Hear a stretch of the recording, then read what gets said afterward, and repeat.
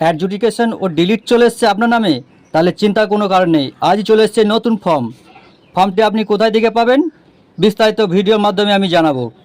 ফর্মটি আপনি পাবেন ডিএম অফিস থেকে। এই ফর্মটি পুরোটাই ইংরাজি ক্যাপিটাল লেটারে পূরণ করতে হবে।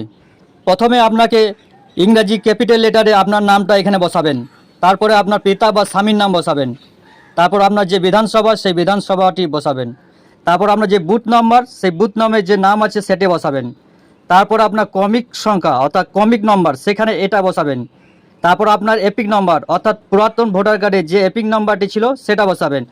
দেন আবার তারপরে চলে আসুন এখানে বিধানসভার নাম, তারপরে আপনার বুথ নম্বর, তারপরে নিচে এখানে সই করবেন এবং আপনার বৈধ মোবাইল নাম্বার সেটা এখানে বসাবেন।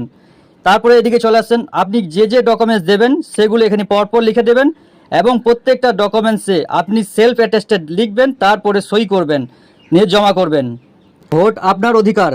নাম ডিলিট হলে দেরি না করে এখনই আবেদন করুন।